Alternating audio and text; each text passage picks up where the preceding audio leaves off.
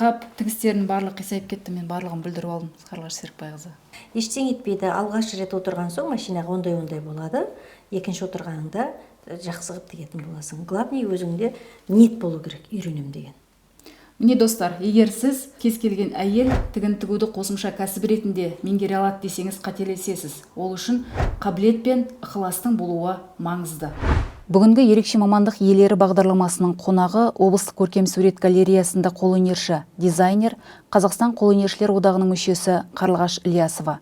Танымал дизайнер 2022 жылы Сыр елінде өткен Сән мен сахна халықаралық дизайнерлер фестивалінің жеңімпазы. Қарлығаш қолөнер орталығының негізін қалаушы.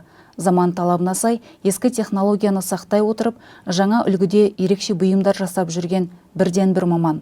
Ол өскелең ұрпақты адамгершілікке, патриоттыққа, биіктікке тәрбиелеп келеді. Тігінді неше жастан бастадыңыз жалпы? Енді тігінді сол 12-10 жастан бастадым ғой. Оқу бітіргенге дейін осы тігенмен, кілем тоқумен, киіз басумен шықтым. Негізгі менің мамандығым құрылысшы, техник строитель. Өзім сол мамандықта 3-4 жыл жұмыс жасадым. Дегенмен де қанда болған соң, 90-92 жылдары дағдарыс болды ғой. Сол кезде мен осы тігінге қайта оралдым.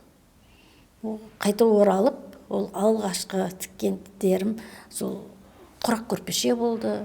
Адамдарға көйлек тіктім, сосын военный формалар тіктім алғашқы тіккенде. Содан бастап, әзір айтайын 90 жылдан бастап, 89-90 жылдан бастадым ғой.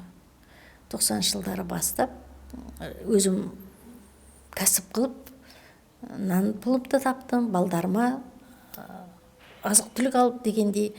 Сосын мектепте жұмыс істедім, еңбекпенен сабақ бердім, сызудан сабақ бердім. Сызудан өйткені өзім техник строитель болғаннан кейін, мен сызуды жақсы сызушымын. Сызуды жаңағы үй, қазір айтады ғой, үй, құрылыс қазір жасайды ғой, проект жасайды ғой. Фундаменттен бастап до крыша полный проект сызатынмын. Сызудан сабақ бердім, еңбектен қосымша сабақ бердім. Сол кезде осы тігінді бастадым. Алғашқы тіккенім сол құрақ көрпеше болды. Құрақ көрпешеден шамалы тірлік алға басқаннан кейін біреулер осындай военный форма бар. Ол кезде жаңа шығып жатқан 90, 94, 95 жылдары. Ол кезде енді военный форма тек қана үкіметтен беріліп жүрген. Сол кезде алғаш рет военный форма тіктім. Үнемі ізденіс үстінде жүресіз, өзіңізді дамыту үстінде жүресіз. Сырттай сіздің сондай еңбекқорлығыңызға тәнті болып отырам. Мынаны айтыңызшы, жалпы қыз баланы неше жастан бастап осы қолөнерге, тігіншілікке баулған дұрыс? Негізі қыз бала өзі, әр баланың өзінің несі болады ғой, икем болады ғой. Оқушыда ол 5 класстан бастап, 4-5 класстан бастап үйренсе болады. Бірақ әр бала әр қарай. Егер үйренем десе, ине алып кесте тоқимын десе, алғашқы кестеден бастаса, қол жіппен бастаса өте жақсы болады. Негізі қыз бала алғаш рет сол өзінің түймесін тіктіріп, өзінің жыртылып қалған киімін тіккізіп үйрету керек. Қазіргі бізде енді қазіргі заманда ешкім жыртық киім кимейді, ешкім нәскиін тікпейді. Сол да болар, біздің қазір жастарымыз онша тігіншілікке мойын бұра бермейді. Сіз танитын тігіншілердің бүгінгі табысы қандай қыз келіншектер арасындағы? Табыс шүкір Аллаға. Ең таппадым дегенде тігіншілер 500-700 мың теңге табады. Таппадым дегендер. Айына. Ал одан жоғары тапқандар 3 миллион, 4 миллион, 5 миллионға барады. Тапсырысқа байланысты. Және қазіргі таңда әлеуметтік желіде жақсы болды қазір. Сол бойынша жақсы табыс болып жатыр. Қазіргі таңда нарықта сұранысқа сай тігінші маман болу үшін не істеу керек, не маңызды? Нарыққа сай болғанда бар жағынан болу керек. Ол кезде енді бір тігінші, мысалға біз тігінші болсақ, нарыққа сай болған кезде мен өзімді алайын, мысалға. мен нағыз маман реті болғанменен өзімнің тікін маман ретінде заманға сай әлеуметтік желіні мен жетік не қыла алмаймын, жүргізе алмаймын. Сондықтан да әрбір тігіншіге, әрбір өнер адамына бір осы SMS маманы керек, же болмаса өзі үйрену керек. Өйткені заман уже уақыт зырылдап өтіп жатыр ғой. Бүгін қазір басқа, ертең басқа болып жатыр өзгеріс. Біз сол, мен өз басым енді қолға алып жатырмын. Қазіргі таңда сіз қолөнердің қанша саласын алып келе жатырсыз? Мен қазір қолөнердің киізден бастым, киізден сырмақта бастым, аяқ киім алғаш рет істегенім. Аяқ киім осы облыста үйретіп ең алғашқы рет, қазір айтам 2008 жылы үйреттім. Жаңа тапшке дейді ғой, домашний, соны үйрендік. Одан кейін киіз басу, сосын жаңағы жібек матаға жүнменен орамал жасадық, кесте, ұлттық киім. Енді соңғы кезде мен этносумка мен ұлттық киімге, кестеге көңіл бөліп жүрмін. Өйткені тапсырыс соған келіп жатыр, тапсырысқа байланысты.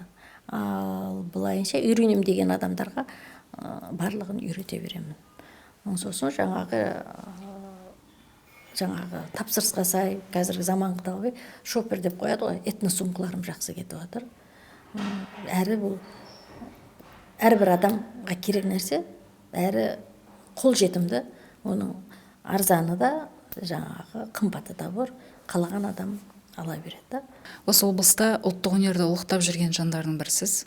Бірнеше жылдан бері қыздар көрмеге шығып, ұлттық киімдер, киізден басылған киімдерді көрмеге алып шығып жүрсіз, соны ұйымдастырушы ретінде өзіңізді жақсы білеміз. Өңір халқы қалай қабылдады сіздің осы ұлттық киімдерді алып шыққаныңызға, ұйымдастырғаныңызға? Енді мен басқа қалалардан көріп жүргенмін. Басқа қалаларға, Таразға, Алматыға, Астанаға, жан-жақтарға барам ғой. Сол өзіме ой келді. Неге осы Қызылорда облысында өзіміздің жаңағы тігіп отқан тігінші, үйде отырған тігіншілерді көрсетпеске деген. Себебі бірнеше тігіншілер маған қайырлы, апай, өзіңіз сияқты бізде тігін ісімізді, өнерімізді көрсеткіміз келеді деді. Сол ой мені бірнеше жылдан бері мазалап жүрген. Сол былтыр тәуекелге байлап, Қызылорда Крафэшн Вик несін өткіздім алғаш рет. Өзімнің бұл авторлық жобам.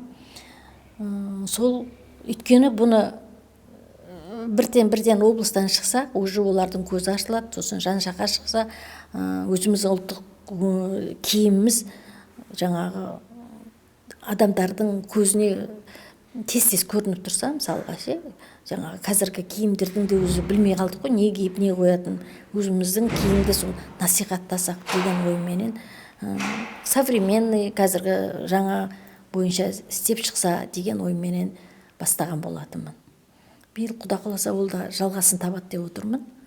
Өйткені алғашқы істеген нәрсе халықтың ойынан шықты. Жақсы, Қарлығаш Серікбайқызы, бүгінгі сұхбатыңызға рахмет, кәсібіңізге береке тілеймін. Рахмет. Достар, жеке бренд қалыптастырып, тігін саласында өз қолтаңбаңызды қалыптастырыңыз келсе, мархабат. Ең бастысы қабілет пен ынтаңыз болса жеткілікті.